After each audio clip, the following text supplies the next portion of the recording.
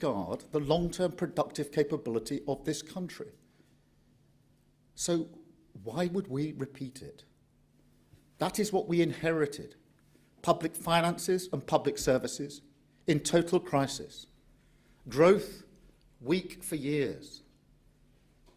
But if you'd said to me 17 months ago, on the first day of government, that by now we would have cut NHS waiting times, cut immigration, cut child poverty by a record amount, if you'd said to me that Britain would now be cutting borrowing faster than any other G7 country without cutting public investment, that our fiscal headroom is up significantly, economic growth is beating the forecasts, with wages up more since the election than in a decade of the previous government, if you'd said to me, because of all that, we can tackle the cost of living for working people, freezing rail fares, freezing prescription charges, freezing fuel duty, slashing childcare costs, driving down mortgages, taking £150 off your energy bills, £300 for poorer households, then I would say yes.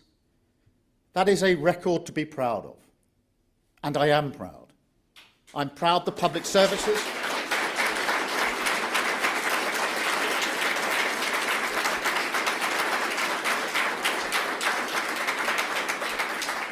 I am proud the public finances and our public services are moving in the right direction because we confronted reality.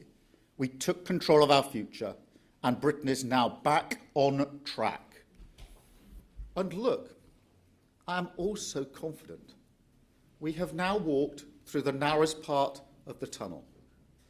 Because while I know it's still hard for lots of people, while I know the cost of living crisis is not gone away, in the year ahead, you will see the benefits of our approach, not just in the national statistics, but in your communities. You will see a country building its future with new homes and infrastructure, 2,000 free breakfast clubs, hundreds of school-based nurseries open by September. You'll see 3,000 neighbourhood police officers on your streets by March. A new era of security for 11 million renters starting in May. Hundreds of thousands of parents taking advantage of our free childcare expansion. Almost 120 community diagnostic centres, open 7 days a week by April. You will see NHS waiting times coming down further. Wages still rising faster than prices. Immigration still falling. And bit by bit, you will see a country that no longer feels the burden of decline or the sense that things can never get better. A Britain with its confidence and its future back. Now, take our energy policy. That's £150 off your energy bill. £300 if you're really struggling. Now, think about what that means to a family. Worried about whether to put the heating on a cold day, or worried that if they switch it on for too long, they might have to cancel a day out with their kids. It's not just money, it's security. It's having the freedom to make choices that help your family. Or think about our childcare investment. 30 hours free for every child between 9 months and 4 years old. A massive difference to the cost of living. Thousands of pounds back in the pockets of working parents. Real help getting parents and carers back to work, especially for women. And that is good for growth. But it's also good for our children's potential. Now, I visit primary schools all the time, and when we're not getting told off for doing the 6-7, teachers repeatedly say to me, this is across the country, that some kids arrive at reception reading books, ready to learn, while others are still in nappies. I am sick of hearing those stories right across the country. Think about that. Inequality at aged just 4, baked in for life and likely to last a whole life. That's why everything we're doing for children is a game changer for our potential. We're giving every child the best start in life, every single child equal at the starting line of their education. And that's what a Labour government is for.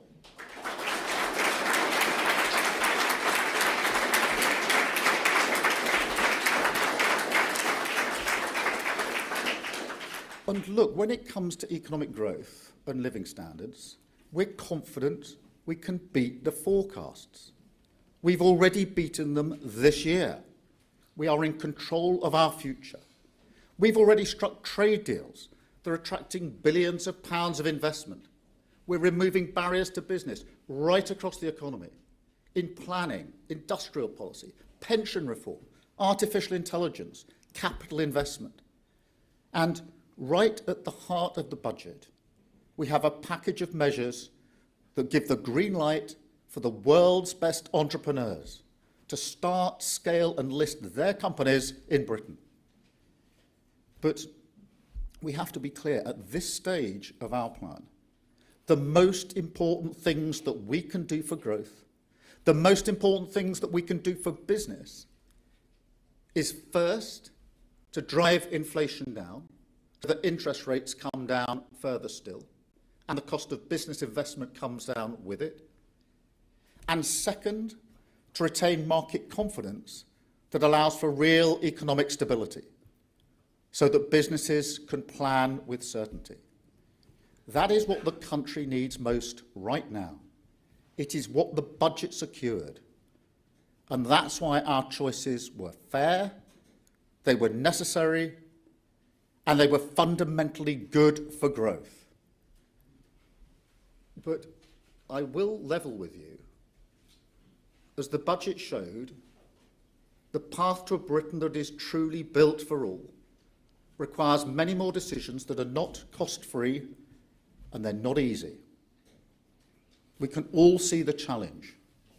Low productivity, the result of an economy scarred by austerity, by Brexit, and by consistently failing to unlock the nation's potential. So we need a productivity revolution.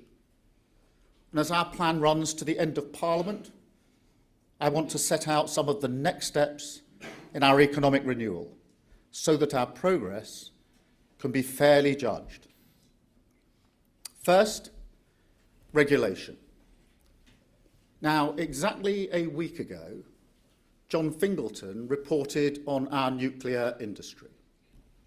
He found that pointless gold plating, unnecessary red tape, well-intentioned but fundamentally misguided environmental regulations, and, I quote, it's quite a stark quote, he said, a mindset that favours process over outcome has all made Britain the most expensive place to build nuclear power.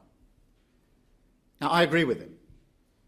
In fact, I would go further, because the truth is we see that story repeated again and again right across our economy. For years, Britain did not have a proper industrial strategy. For years, it cut public investment.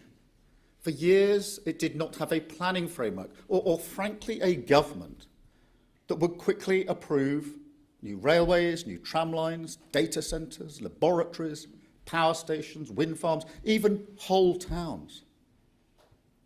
So, guided by a simple truth that rooting out excessive costs in every corner of our economy is an essential step to cutting the cost of living and creating more dynamic markets for business, we will also clear the path for British business.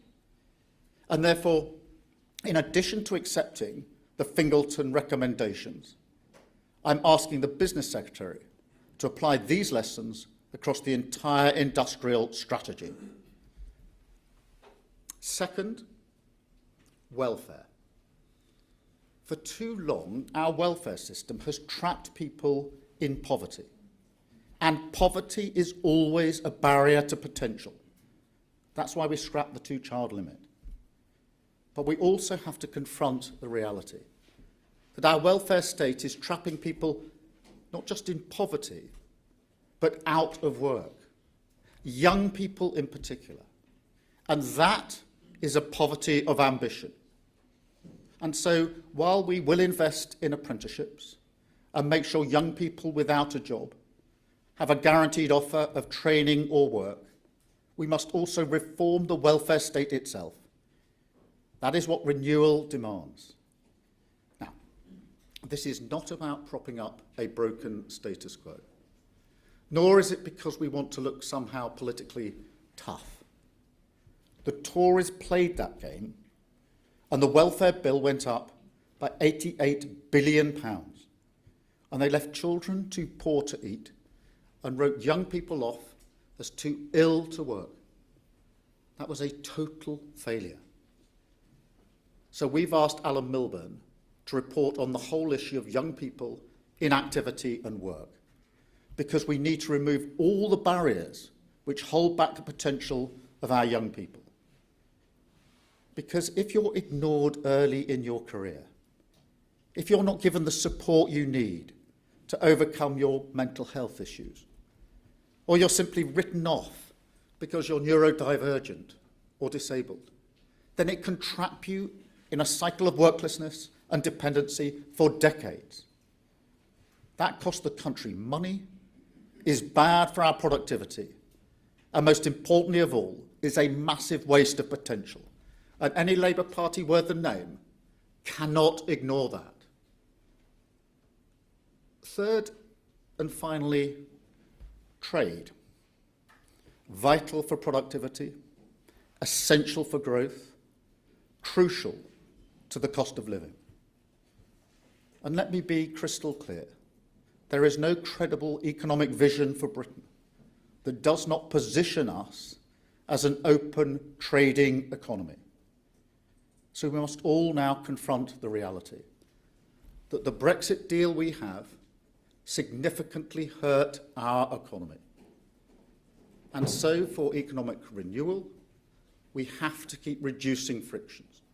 We have to keep moving towards a closer relationship with the EU. And we have to be grown up about that, to accept that this will require trade-offs. That applies to our trading relations right across the world. And as you've seen already with this government, there are deals to be done if you're committed to building relationships. That's what we've done with the US, it's what we've done with India, and it's what we've done with the EU. And we will keep going. We will continue to reject drift, to confront reality, and take control of our future. That is what the budget achieved last week, and we will build on it. A long-term plan for the economic renewal of this country. A Britain that is free from decline, confident about its future, and with the potential of every single person unlocked. Truly built for all. Thank you very much. Thank you. Thank you.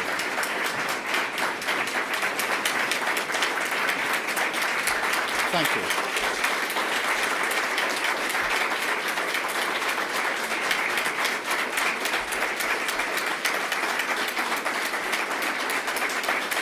Thank you very much. Thank you. I'm now going to take a number of questions from the media. I've got a list here. It starts with Chris Mason, BBC. I see Chris here. Thank you, Prime Minister. Chris Mason, BBC News. As a former lawyer, you'll be familiar with the concept of people offering the truth, the whole truth, and nothing but the truth. Isn't the reality that in failing to be candid about the breadth of what she knew at her pre-budget news conference, the Chancellor misled us? And if I may, on reform of the welfare system, how fundamental is it to you that the benefits bill starts to fall? Thank you. Well, look, on the build-up to the budget, let me just step through that in some detail, because there was no BR productivity review. The result of that was there was £16 billion less than we might otherwise have had. That's a difficult starting point for any budget. We had already made commitments, which I think I've expressed to you and many others many times over, that we were going to protect our public services, particularly the NHS, to cut borrowing costs and to bear down on the cost of living. So we had, on the one hand, £16 billion less than we might otherwise have had. We had clear commitments that we'd made throughout the process as to what it was we were going to achieve. Therefore, against that backdrop, it was inevitable that we would always have to raise revenue. So there's no misleading there. During the overall process, the numbers improved. And there was a point at which we thought, myself included, that we might have to reach for a manifesto breach of some significance. I didn't want to get to that place, but I recognised we might have to. As the process then continued, it became clear to me and others that we might be able to do what we needed to do with our priorities without that manifesto breach. And that's what we did with the fair and necessary decisions that we took, which did, to root back to where I started, made good on the principles, which was protecting public services and the NHS in particular, where record amounts have gone in, and hence the waiting times coming down, which did help with borrowing costs, because I was determined that we needed to have bigger headroom than we had last time, and we more than doubled it, which has been very significant part of the budget, not easy to do for obvious reasons. And we were able to, and are able to, bear down on the cost of living, hence the £150 off people's energy bills, and the measures we're able to take in relation to the two-child benefit. So the review put us in a bad place to start with. We worked through our principles. There was a point at which I thought we might have to breach the manifesto. I was always wanting to know if there were alternatives to that, and the point came when there was an alternative to that, and that's the route that we took. Thank you very much on that issue. On welfare, look, there are a number of aspects to this. The welfare bill has gone up extraordinarily under the last government, but there is also what I would call a moral mission.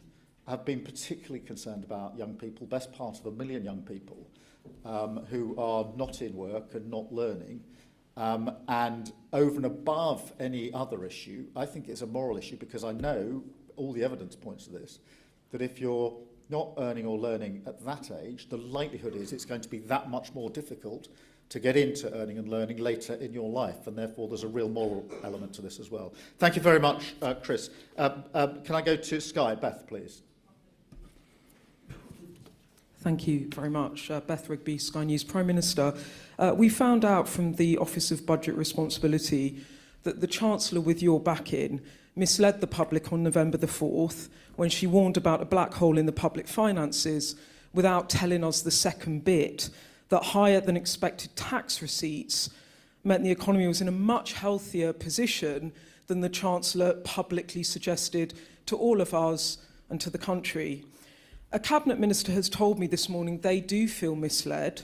How do you respond to that as Prime Minister?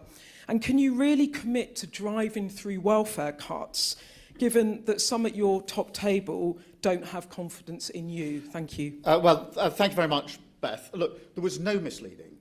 And I simply don't accept, and I was receiving the numbers, that being told that the OBR productivity review means you've got £16 billion less than you would otherwise have had, shows that you've got an easy starting point. Yes, of course, all the other figures have to be taken into account, but we started the process with significantly less than we would otherwise have had. That productivity review, or a review like that, hasn't been done, I think, for 15 years. This is not an annual exercise. It's an exercise that was done this year. I'm not sure why it wasn't done at the end of the last government, if I'm honest about it, because that would have seemed to me a sensible time to have done it. But it was done. The net result was £16 billion less than you would otherwise have got. That meant, if we measured against our objectives, which is protecting public services, doing what we could on the headroom, which I really wanted to do this time for reasons that are well understood in terms of the stability that it gives. I wanted to more than double the headroom, and to bear down on the cost of living, because I know that for families and communities across the country, that is the single most important issue. Wanted to achieve all those things, starting that exercise with £16 billion less than we might otherwise have had. Of course, there are other figures in this, but there's no pretending that that's a good starting point for a government. It isn't. And there's no to suggest that a government that is saying that's not a good starting point is misleading. It is wrong, in my view. As I say, there was a point at which we did think we would have to breach the manifesto in order to achieve what we wanted to achieve. Later on, it became possible to do it without the manifesto breach. Given the choice between the two, I didn't want to breach the manifesto, and that's why we came to the decisions that we did. On the question about welfare, look, I do think that this is a moral mission. I don't think we can simply leave the best part of 1 million young people not earning or learning and walk past it. I mean, just as I fundamentally believe we've got to lift children out of poverty, that is a moral and personal mission for me, always has been.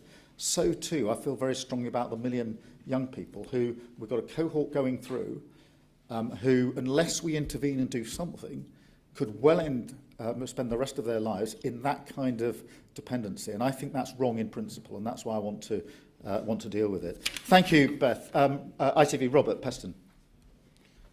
Hello, Prime Minister.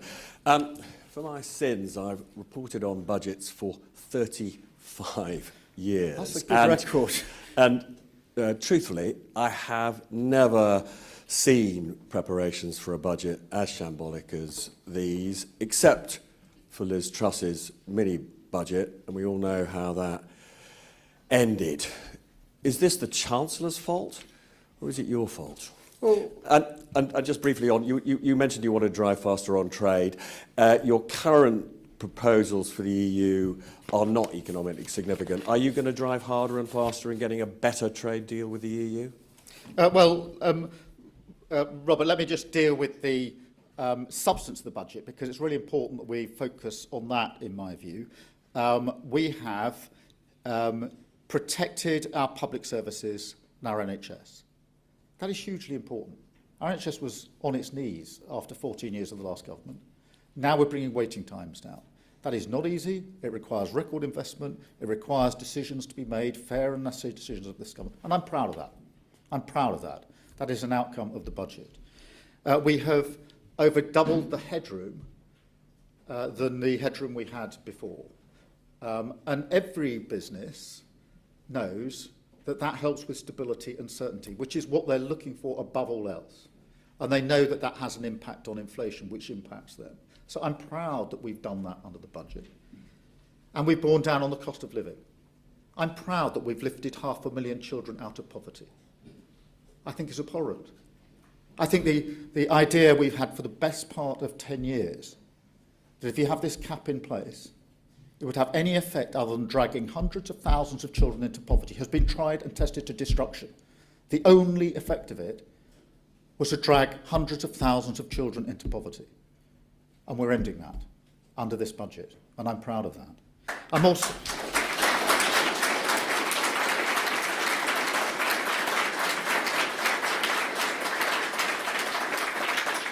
And I'm also proud of the fact that we took the decision not just to freeze rail fares, freeze prescriptions, but to take down energy bills by £150. Now, again, in the hospital that we went to on the afternoon of the budget, when we told them that, they broke out in a clap, because they knew what it would mean to them. They knew what it would mean to them. Whatever happens in the Commons and the toing and froing in the Commons, go and talk to staff in the NHS, and they clap when you tell them you'll bring down their energy bill. So I'm glad we're now on the substance of the budget, and on the substance of the budget, I'd defend it any day of the week. They're the right steps for our country, and I'm proud that we've taken them. On trade, Robert, look, we do need to get closer to the EU. It is clear from all of the analysis that the deal that we've got has hurt our economy.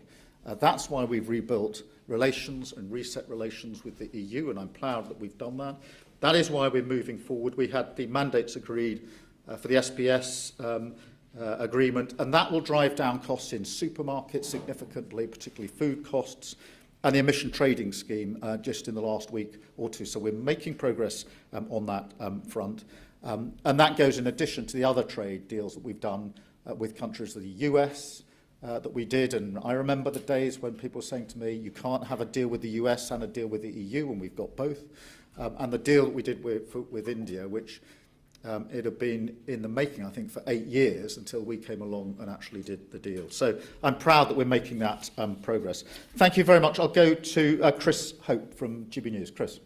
Chris Hope, GB News. Prime Minister, you wanted to tread lightly on our lives before you were elected. You were different from the Tory party, but aren't you exactly the same? From David Lammy repeatedly not being clear about an escaped migrant in the House of Commons, to Rachel Reeves talking about a black hole that wasn't actually there. Now you want to cut benefits, but trust matters. How can our viewers trust anything you say? Well, Chris, I simply don't accept the starting proposition. I'm really sorry. When I was told that we started the budget process minus £16 billion, I didn't cheer. I didn't think it was good. I thought it was a very bad starting position. I was curious as to why the productivity review had been done this year and not previously, but there we are. That's the nature of the beast. It's done, and the price is calculated, and I'm handed the tab, minus £16 billion. Not suggesting the other figures aren't there, but it is not. I won't accept the proposition that somehow this was a good starting point. I'm £16 billion down on what I thought I'd have. And I know the impact that's going to have on your viewers, because I know for them that the cost of living is the single most important issue. I know for them they are going to be worried at the beginning of the month in January, is their season ticket going up? Because they normally get whacked with that pretty early in January. Prescription charges matter to them, and their energy bills matter to them. And there are choices, therefore, that can or can't be done if you start with minus £16 billion. So I simply, I know it'll be put to me many, many times, I simply don't accept the proposition that somehow starting your budget process minus £16 billion is a particularly good starting point. If that hadn't have happened, I'd have had £16 billion more to weigh in the options and the choices that we made. 2/3 of the headroom is £16 billion. So you can see the significance of that amount of money. I think all I can do is explain the impact that these decisions have on your viewers and to assure them that I am well aware that the number one issue for them is the cost of living. And that's why in the budget and all the other decisions, I mean, last week we were doing free school meals, free breakfast clubs, free childcare. All of these are good for children in their own right, but they're also really important cost of living measures as well. And I think for many of your viewers, they will, I hope, be pleased to see things like those measures going in. The childcare is a real game changer for so many parents and carers across the whole country. Thank you very much, Chris. Aubrey from The Times. Good morning, Prime Minister. Aubrey Allegretti from The Times.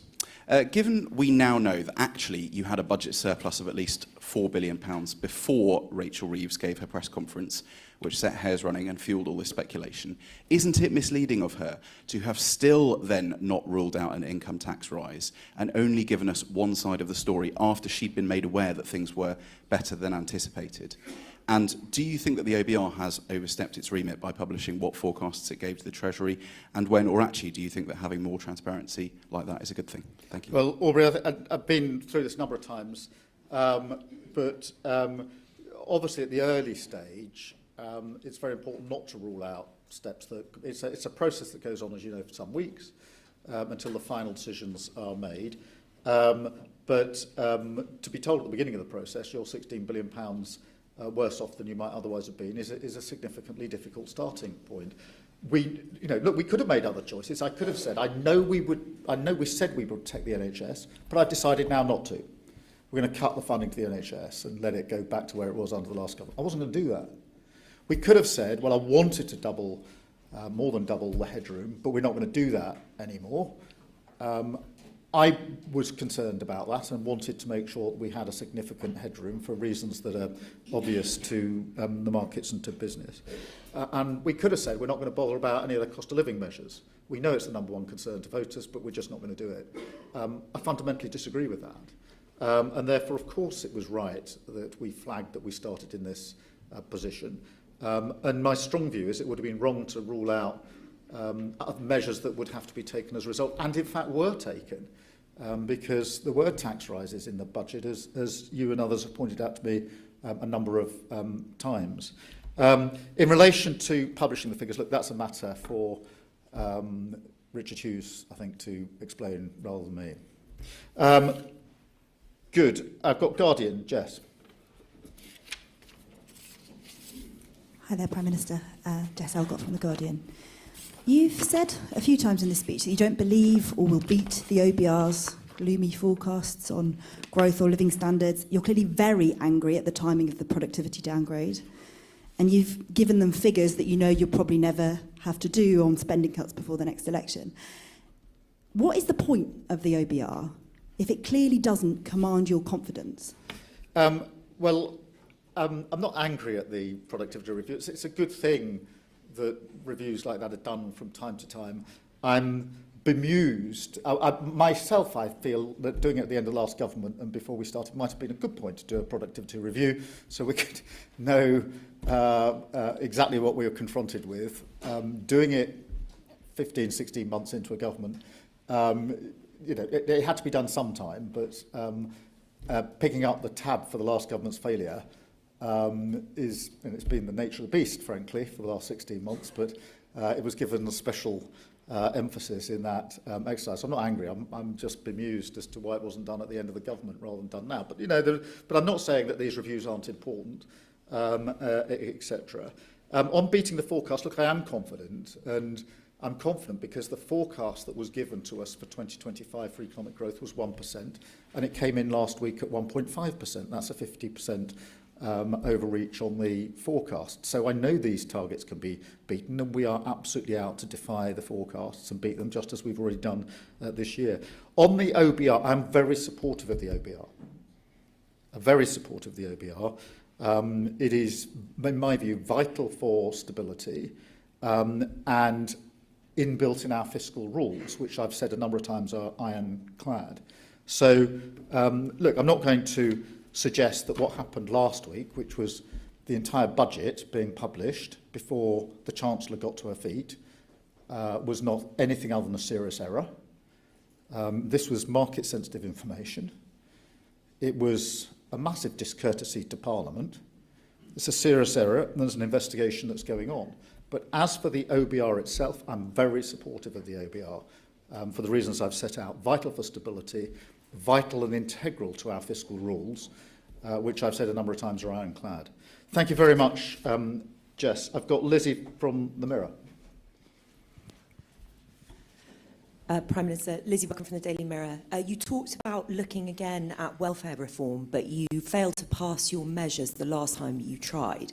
Can you take your MPs with you this time, and would you take the whip off people if they oppose cuts to welfare? Well, look, on this issue in welfare, I'm focusing particularly on young people. I do think there's a general consensus that it is a moral mission. I mean, there aren't many people who are comfortable with, nor should they be, the fact that there's nearly 1 million young people who are, very stuck with not earning and not learning. And my worry, as I say, is that that is something that isn't a short-term thing that happens just for a number of years and then it's sort of back into work, back into learning, and everything's fine. My big worry is that all of the evidence I've seen shows that if at that age that's the situation, the likelihood is it's going to go on for decades, and that's going to impact that cohort. I think it's generally, there's a strong consensus that we must do something about that, and we will do something about it. I've got Jack from The Sun, Jack Elson. Thank you, Prime Minister. And just to pick up on a point which Chris made at the beginning, is it your goal that welfare spending by the next election will be coming down and not up? And then just secondly, your Chancellor in the budget and over the weekend says that she was asking ordinary workers to contribute a little bit more. But what is your message to people who aren't contributing at all? Thank you. Certainly in terms of the welfare, but we've got 2 reviews going on, as you know, the Sims review and the Milburn review. We need to let them complete their course. It is a moral mission. But I've been outspoken a number of times on the fact that the last government lost control of the welfare spending, and like all things, it falls to us to pick up the mess that they have made. In relation to, look, we are asking everybody to contribute a little bit more. I do think it's really important to appreciate with the 2-child limit that 3/4 of children in poverty are in working families. It's the working poor we're dealing with here. That is families who are working but can't make enough money from their wages in order to pay their bills. and keep their children out of poverty. I think we should do something about that. I think it's the right thing to do for children. I think it's the right thing to do for the NHS. I was really struck spontaneously last week by the strength of feeling in the hospital, that if we were able to deal with child poverty, it would bring the number of children going into hospital down and have a real impact on the NHS budget. And it's not me saying it to you. This is what the first reaction of the staff in hospital was to that effect. And I genuinely think it's really important for the economy. If we want our economy to grow, and we do, we have to ensure that every single person can contribute to that. It is really hard, if you're growing up in poverty, to play your full part economically towards the growth that we need in this country. So for all those reasons, I think it's the right thing to do. I've now got news with Chris. Chris. Thank you, Prime Minister. Good morning, Prime Minister. Chris Chandler, News with Chris. The government is lifting the two-child benefit cap from next April, but with working families being told they need to contribute more and the two-child benefit cap not being lifted from next April, what reassurance can you give families right now that are struggling this winter as it approaches? Yeah, well, for families struggling this winter, I want to give the reassurance that we're taking a number of measures on the cost of living, because I think for them, that's probably the thing uppermost in their mind. Can I make ends meet? Can I pay the bills? As I said in my speech, that happened to me when I was growing up. We didn't have enough money to pay all of our bills. We had to do what families are doing now, which is to sit around the kitchen table and make the difficult choices to which bills we wouldn't pay because we couldn't afford to do so. It was the old days of landlines, but that's why we had to have the phone cut off, because we couldn't pay the bill. In those days, that meant the end of your phone.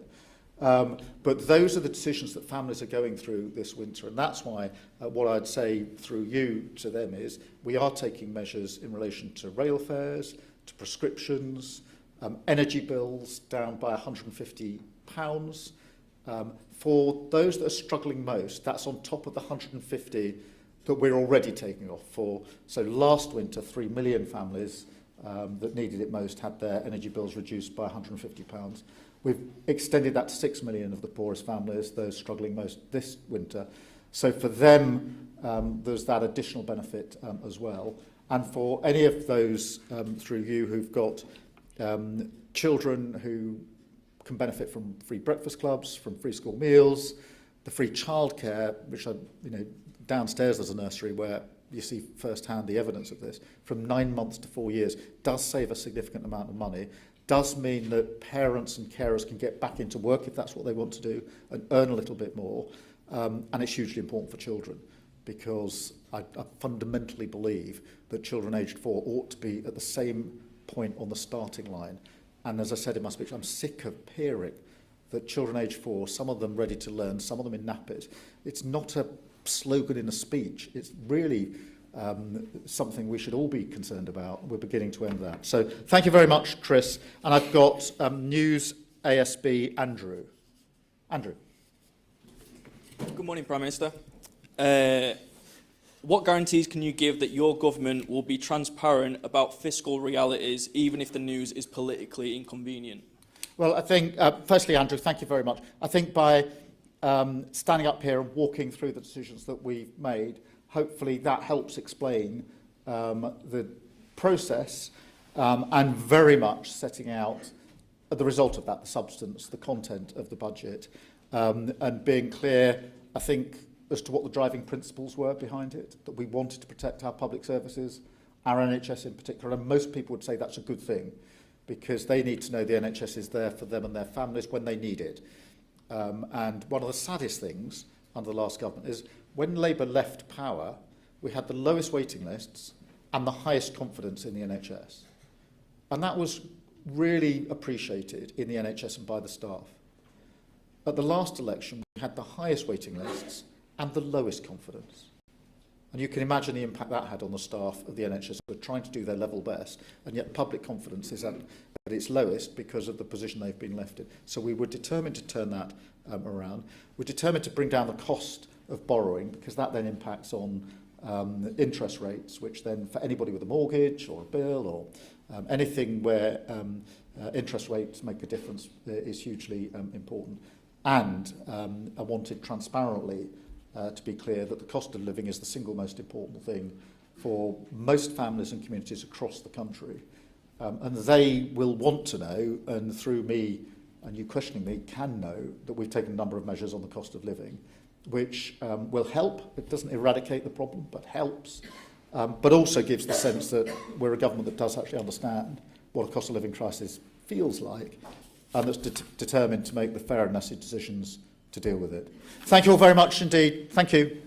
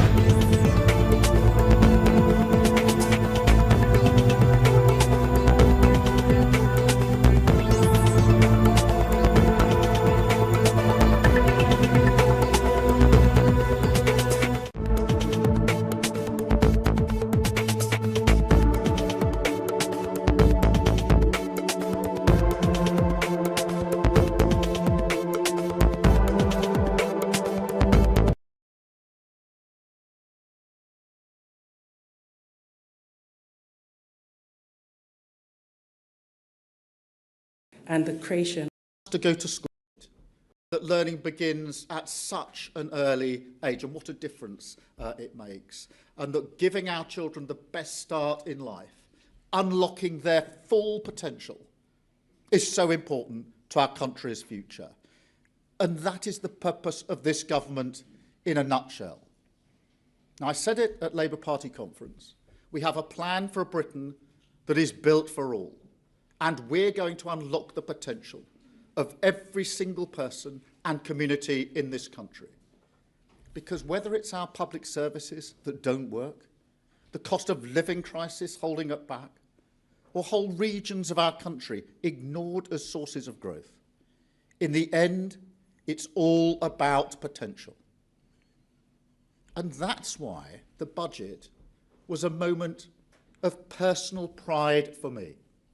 I do not want to see a country where children grow up in poverty. I don't think anybody in this country wants that. It is a fundamental British belief that every child should go as far as their talent will take them.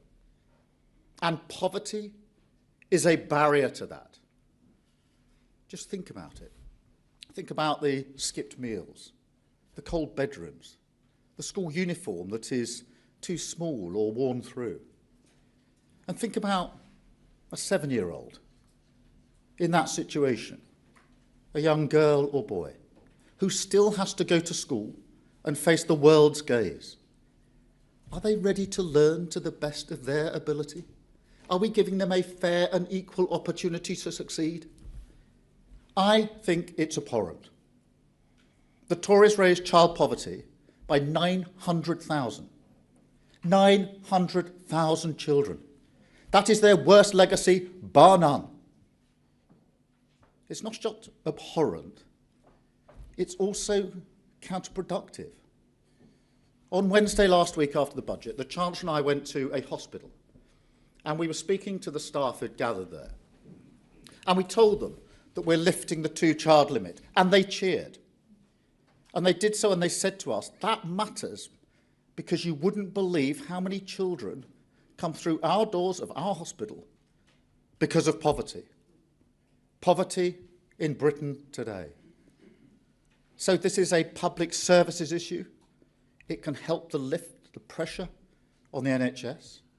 It's an economic issue, a sound investment in our long-term potential. And it's a fairness issue. And this is what the Tories need to understand about the Britain that they built. 3/4 of children growing up in poverty today come from working families. Now, some of the parents I met downstairs, some of the parents I met in Rugby were on the road last Thursday. They told me, as so many parents do, that they're working harder and harder, but their wages struggle to meet their costs. And I know what that feels like. I remember my family sitting around the kitchen table, worrying about the bills. How are we going to pay them all? And we as a family couldn't pay them all. And that's why in our case, our phone was cut off. And that is still the reality of Britain for far too many people. And so, yes, I am proud. I'm proud we scrapped the 2-child limit. I'm proud we're lifting over 500,000 children out of poverty. Proud we raised the national minimum wage again. That is what a Labour government is for, making life better for working families, unlocking their potential, and giving our children a fair chance to get on. And that is the story of the budget. There were necessary choices. Of course there were. Fair choices, I would argue. Tax rises do make life harder for people. I understand that. It's obvious. And I'm not going to pretend that there aren't alternatives. Politics is always about making choices. We could have cut public services. We could have ignored child poverty. We could have rolled the dice with extra borrowing. But I firmly believe that those options have been tested to destruction. I mean, we all know the risks of reckless borrowing. That is the path that Liz Truss took. And you can see the cost in any bill, mortgage, car loan, anything affected by interest rates. But also, look at the OBR's analysis of productivity. And it's crystal clear to me that austerity scarred the long-term productive capability of this country. So why would we repeat it? That is what we inherited. Public finances and public services in total crisis. Growth weak for years. But if you'd said to me 17 months ago, on the first day of government, that by now we would have cut NHS waiting times, cut immigration, cut child poverty by a record amount, if you'd said to me that Britain would now be cutting borrowing faster than any other G7 country without cutting public investment, that our fiscal headroom is up significantly, economic growth is beating the forecasts, with wages up more since the election than in a decade of the previous government, if you'd said to me, because of all that, we can tackle the cost of living for working people, freezing rail fares, freezing prescription charges, freezing fuel duty, slashing childcare costs, driving down mortgages, taking £150 off your energy bills, £300 for poorer households, then I would say yes. That is a record to be proud of. And I am proud. I'm proud the public services.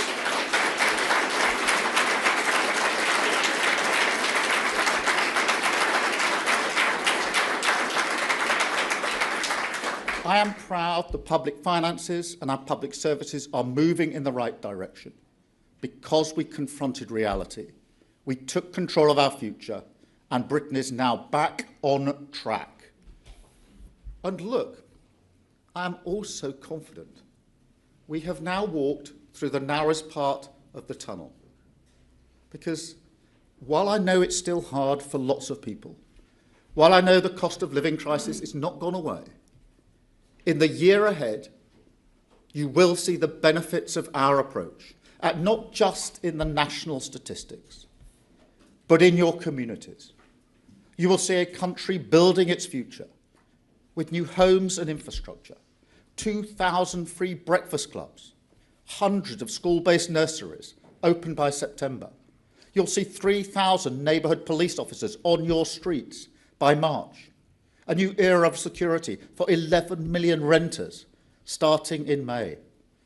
Hundreds of thousands of parents taking advantage of our free childcare expansion. Almost 120 community diagnostic centres open 7 days a week by April. You will see NHS waiting times coming down further. Wages still rising faster than prices. Immigration still falling. And bit by bit, you will see a country that no longer feels the burden of decline or the sense that things can never get better.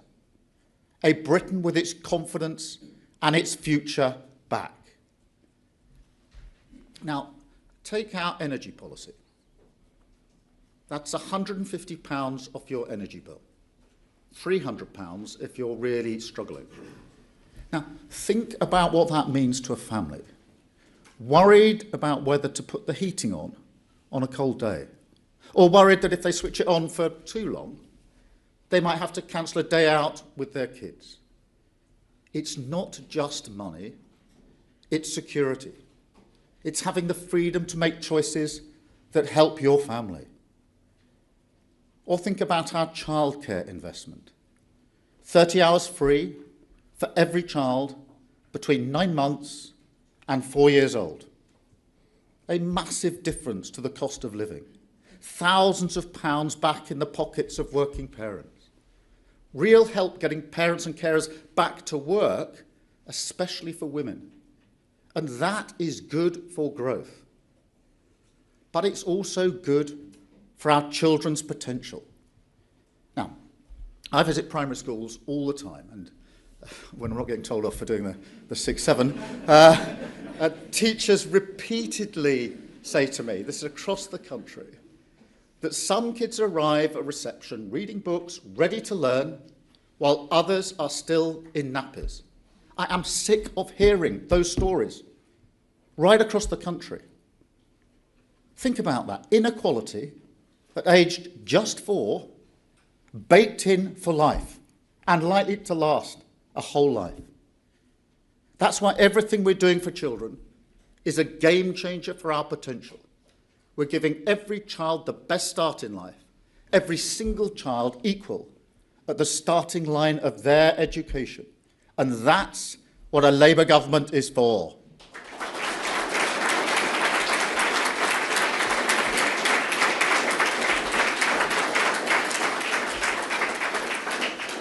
And look, when it comes to economic growth and living standards, we're confident we can beat the forecast.